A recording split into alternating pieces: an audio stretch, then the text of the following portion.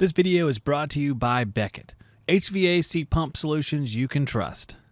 Learn more at beckettus.com/industrial. Had a revelation here last few days. A revelation that I now believe in stop leak. I now believe in stop leak, and this is going to break hearts and shatter minds out there and totally destroy everything as we know it philosophically. So this is why I believe this. And you guys, let's wait to the end here because I don't really like it. I'm just kidding. So my truck tire has been leaking at a very slow rate of speed. Very slow. Every now and then, I take the little inflator out of there, fill it back up. A little while later, a few days, a week or something, maybe an hour. Oh, got to do it again. Got to do it again, man. What's up, everything HVAC Aura? It's good to have you here. So I kept doing this for what feels like a month or like 7 months probably. It was a long time. It was a long time of me filling up this tire periodically. That's who I am. I fill up the tire periodically. It's like, I better go repair this tire. No, sir. Let's keep filling it up indefinitely. So I was filling up this tire indefinitely with the little Roby and Bauer inflators. And then it started to more rapidly deplete out of the tire. I was like, a responsible person would probably take this car in and say, we need a new tire for this. And I'm not a rich person. So I'm like, what kind of stopgap solution can I employ and get by for a little bit longer? So I looked inside my shop here, which you can't see because the turkey's in the way, but my shop is back there. The screen is in place for a reason because I have to. Hey, I'm glad you like the turkey, Thomas. That's why it's here, for your viewing pleasure. So I was in my shop here, and my tire's outside. And what do I see on the shelf? Is some, what's it called? Fix-A-Flat. Fix-A-Flat. Oh, man. Fix-A-Flat. That's like stop leak. I can't be using stop leak for automobiles, tires. I should be specific. For the tire of an automobile. Of course I can. So I grabbed it down and I took it outside. And it's like I followed the Fix-A-Flat instructions. Not at all. Because Fix-A-Flat's like the tire has to be depleted. You have to put the puncture area or leaking area at the 6 o'clock position. I did none of that. I just said, I'm going to shoot some stuff in here and see what happens. So I put the whole bottle in there. It wasn't full. Put it all in there. Pumped up the tire to the recommended pressure. And it said, go ahead and drive it around. I guess that swishes it around in there. I imagine it swishing and coating everything inside, creating a permanent seal, like Flex Seal. So I was driving down the road, drive 2 to 4 miles. So I drove 2 miles. I drove the least amount as recommended by the Fix-A-Flat aerosol cylinder. That was about a week ago because I released a video on the Little Tools channel about the Bauer inflator. Because that's what I used to blow up this tire. It took 11 minutes to blow it up from 0 to 35 PSI. Didn't overheat, didn't blow up.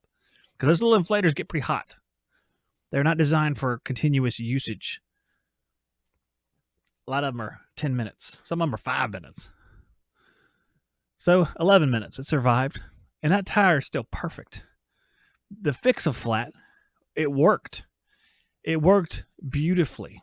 Okay? I'm floored by this.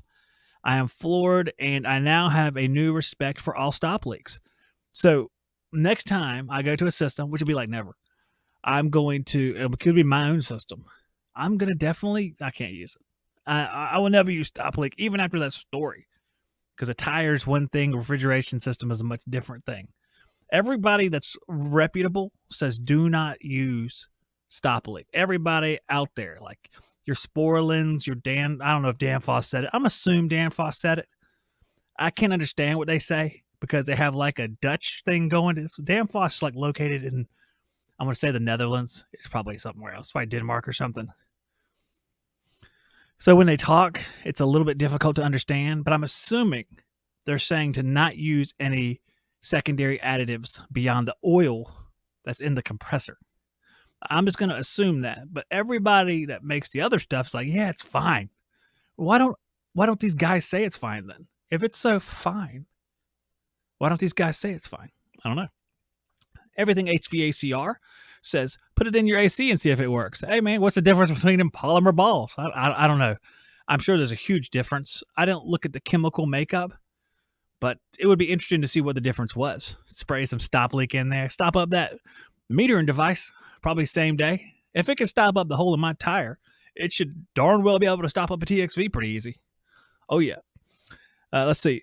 So next time stick Fix-A-Flat in your split system, it'll work better. Yep, it's like AC Renew. AC Rejuvenate. I'm going to call it AC Rejuvenate. I'm just going to put some painter's tape around that can and call it AC Rejuvenate. If you want to get a colder or larger temperature split on your AC, add AC Rejuvenate. I can see it now. There'll be people buying that stuff. There'll be sales guys out there going, you know what? This only cost you an extra $150 a can. And you know what? You need to put it in your system.